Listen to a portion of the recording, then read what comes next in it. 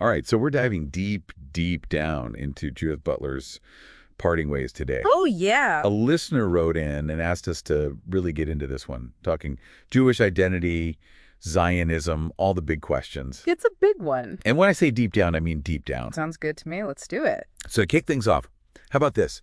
This is Butler, straight from the book. Oh, okay. The eye that wishes to stay open to a future transformation, even a transformation of itself, must, as it were, translate itself into a future condition that it cannot fully know. Yeah, that's intense. Heavy stuff, right? Yeah. So where do we even begin to unpack that? Well, I think that idea of translation is a good place to start, actually. It's a key concept for Butler. Okay, translation. But we're not just talking about, like, learning a new language. Right. It goes way beyond that. It's about encountering the other. The other. Yeah, someone completely different from you, and being open to, being changed by that encounter. So being open to having your own views challenged, even transformed. Exactly. And Butler argues that this is crucial, especially when we think about Jewish identity. Oh, interesting. Okay. She sees Jewish identity as inherently diasporic. Diasporic. Yeah, and here's how she puts it. She says, Jewishness is, as it were, outside itself, to the extent that it is constituted in part by its relation to non-Jewish others. So she's really pushing back against the idea that being Jewish is tied to any one specific nation state. So not necessarily about having a homeland in the traditional sense. Right. It's more about coexisting. Coexisting. Yeah, even thriving in a world with a lot of different types of people. Irreversible heterogeneity, she calls it, right? Yeah, that's the one. I love that phrase. Yeah. But Butler doesn't just, make these claims out of nowhere. She brings in some heavy hitters to back her up. Yeah, that's right. We're talking Levinas, Arndt, Benjamin. These are some of the biggest names in philosophy. Yeah. Yeah, she's really using their work to challenge some deeply held assumptions about ethics and politics. Okay, so let's take Levinas as an example. He's famous for this idea of ethical responsibility to the other, right? Yeah, absolutely. But Butler points out that even he had some blind spots. Right. Even Levinas struggled with this. What do you mean? Well, so Butler says, let me see if I can find the exact quote. She writes, for Levinas to extend his ethics to the Palestinian would mean, in some way, to betray his commitment to Jewish survival and, indeed, his own sense of ethical obligation as a Jew. Wow. So even someone like Levinas, who's considered this, giant of ethical thought, he couldn't quite reconcile these ideas of universal responsibility with his own identity, his own commitment. Yeah. That's exactly the tension that Butler wants us to grapple with, It's not about easy answers or simple solutions. She's asking, how do we hold on to our own sense of who we are? Right. While also, being open to the other, especially when that other might represent a history of conflict or even oppression. It's that tension between the universal and the particular. Exactly. And it makes me think of her analysis of Hannah Arendt's coverage of the Eichmann trial. Oh, yeah. Which is a whole other deep dive, but so fascinating.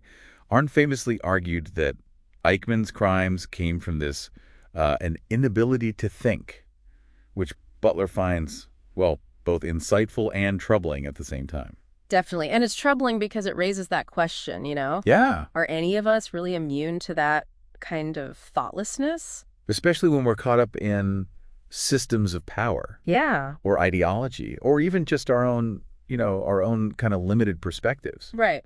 And it's insightful because it points to how crucial critical thinking is when it comes to taking responsibility for our actions, ethical responsibility. So for both Arndt and Butler, it's not enough to just follow orders or blindly follow the certain ideology. Nope. We have to actually actively engage with different points of view, challenge our own assumptions. Yeah, we have to be willing to think for ourselves. But how do we do that? I mean, how do we do that in a world that often seems to reward conformity, That's where Butler's idea of cohabitation comes in. And she really develops this throughout the book. No, habitation. Yeah, and it's about way more than just living alongside people who are different from us. Okay, so what is it about then? It's about actively creating a world where that difference, that diversity, it's not seen as a threat. Okay, so it's about like embracing it even. Yeah, embracing it as a source of possibility. And, you know, Butler, she even goes so far as to advocate for, get this, a binational future Yeah. for Israel-Palestine. Wow, that's a big one. That's definitely controversial. Oh, for sure. Yeah, But it shows how seriously she takes this whole idea of cohabitation, right? absolutely. It's not just theoretical for her. It's a political and ethical imperative. Right, exactly. She writes, to affirm a binationalism is to claim that there can be no Jewish life and no Israeli life that is not, in some sense, a Palestinian life as well. Powerful stuff. And it really flows from their whole argument about cohabitation, right? This need to recognize our interconnectedness. Yeah, and how our fates are tied together. Okay, so I think we've laid some groundwork here, but there's clearly so much more to unpack. We've got Levinas, Arendt, this whole concept of translation as ethical engagement. I mean, where do we even begin to go deeper? Well, Butler actually brings in another really fascinating voice to explore these ideas. Ooh, who is that? The Palestinian poet Mahmoud Darwish. Darwish, okay. Yeah, and his work becomes this kind of case study, I guess you could say, for understanding what it means to be in exile. Exile. Yeah, the complexities of identity and that longing for a future beyond conflict, you know. Yeah. Then Darwish's poetry is incredibly powerful. It is, yeah. So I'm definitely curious to hear how Butler connects his work to her larger argument about Jewishness, Zionism, and all of these ideas about ethical responsibility. Well, let's dive into that next time. So we were talking about Mahmoud Darwish, the Palestinian poet. How does Butler connect his work to this whole idea of translation, you know, as this way of ethically engaging with the other? Well, Darwish's whole life, really, it was about navigating all these different worlds. Yeah. Exile, displacement, that constant feeling of, you know, of being caught between cultures. And Butler sees his poetry as a powerful example of what it means to translate yourself, not just linguistically, but existentially too. So it's about like inhabiting that space of in-betweenness. Yeah, yes. Of not fully belonging to one culture or another. Exactly. And to illustrate this, Butler actually highlights this really specific passage from Darwish's work. She writes, exile is a beautiful word, but it describes an experience whose ambiguity devours its victims. And I think she's pointing out how Darwish captures that tension, you know? The allure and the trauma of exile. Yeah, exactly. And that really resonates with Butler's idea that true ethical engagement requires a willingness to be dispossessed, you know, to let go of that comfort of fully belonging, to embrace the uncertainty of encountering the other. Yeah, I mean, she sees that dispossession, that willingness to let go as a necessary condition. For what? For forging these new forms of solidarity. Interesting. Yeah, new understandings across, you know, what often seem like totally intractable divides. Remember, for Butler, ethical responsibility isn't about clinging to these fixed identities or territorial boundaries. It's about recognizing that that shared vulnerability, that interdependence. And Darwish's poetry really embodies that. Absolutely. He doesn't shy away from the pain of displacement, but he also speaks to this longing. A longing. Yeah, for a future where Palestinians and Israelis can coexist peacefully. And Butler quotes this striking line from him.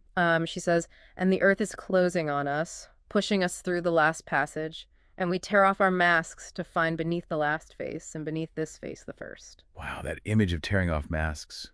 To reveal that shared humanity beneath all those layers of conflict, that's powerful. It really speaks to the possibility of transformation, doesn't it? Like moving beyond those entrenched narratives, the ones that keep us locked in this state of opposition. And it connects back to Butler's vision of that binational future, right? Yeah. Where both Israelis and Palestinians can find belonging, shared citizenship.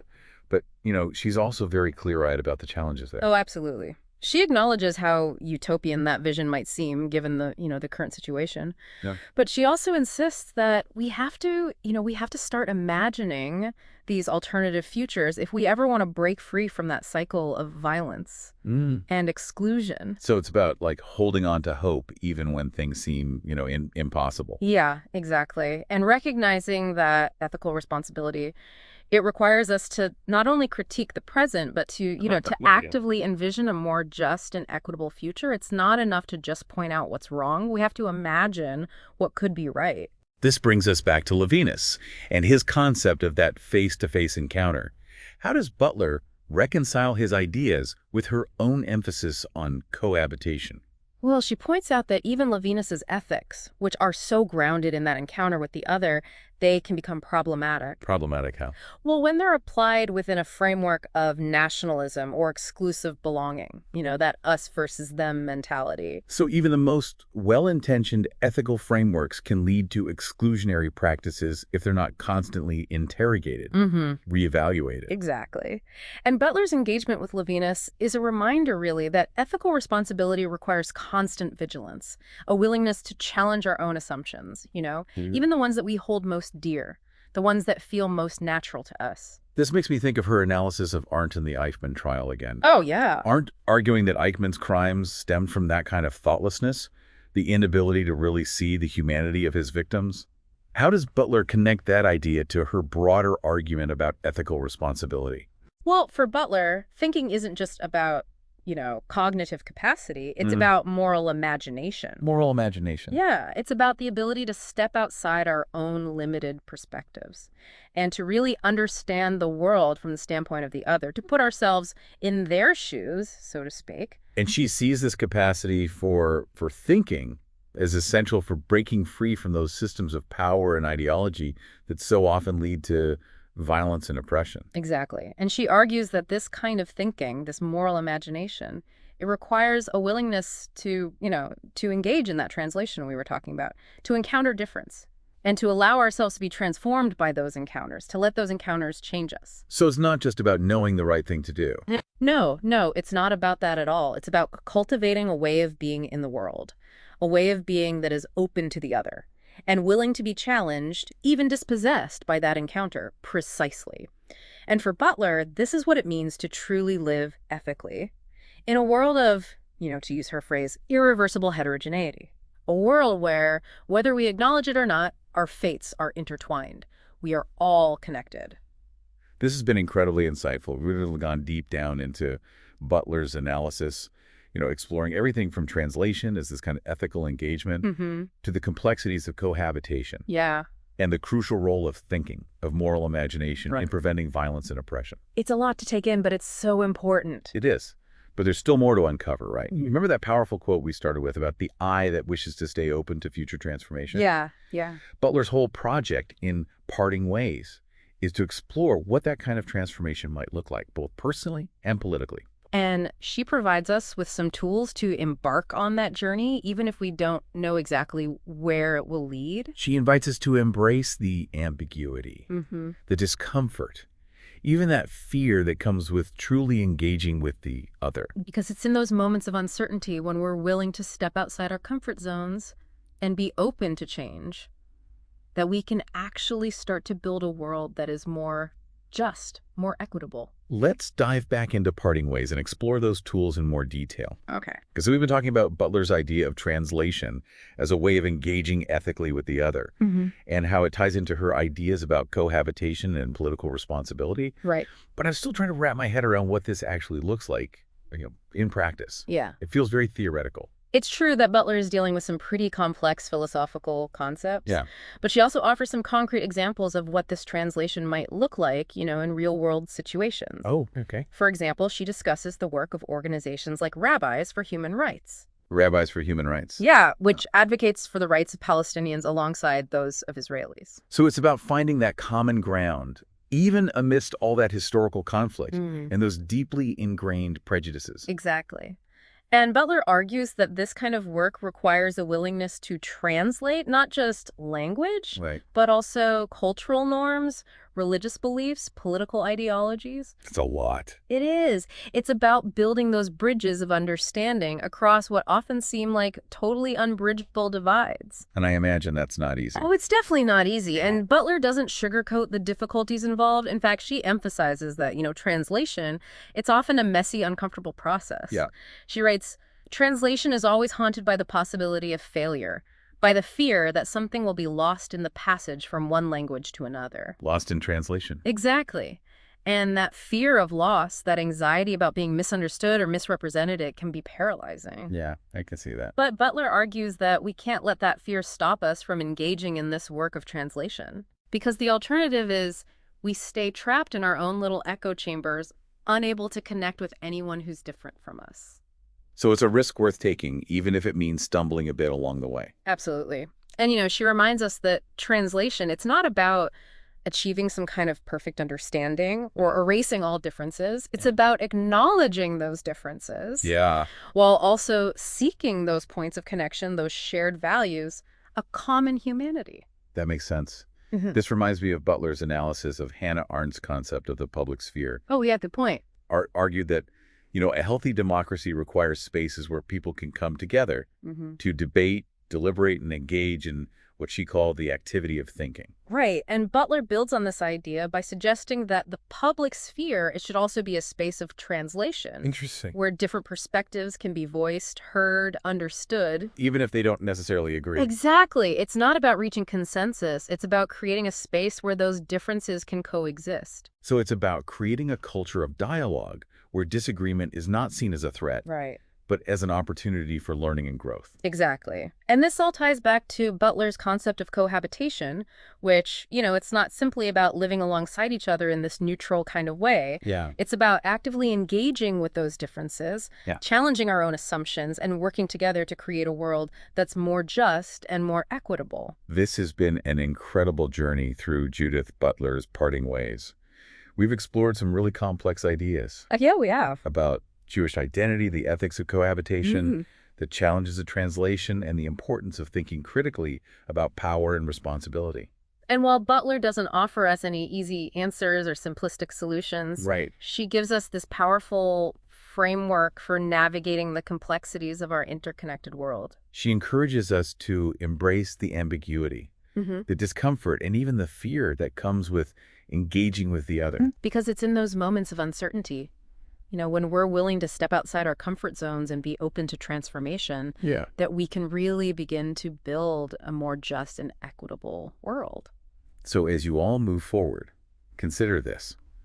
How can you practice this translation in your own lives? That's a great question. What are those spaces where you can engage with people who hold different perspectives, challenge your own assumptions, and contribute to building a more inclusive and compassionate society? It's a question worth pondering, a journey worth taking. Thanks for joining us on this deep dive into Judith Butler's thought-provoking work. Until next time.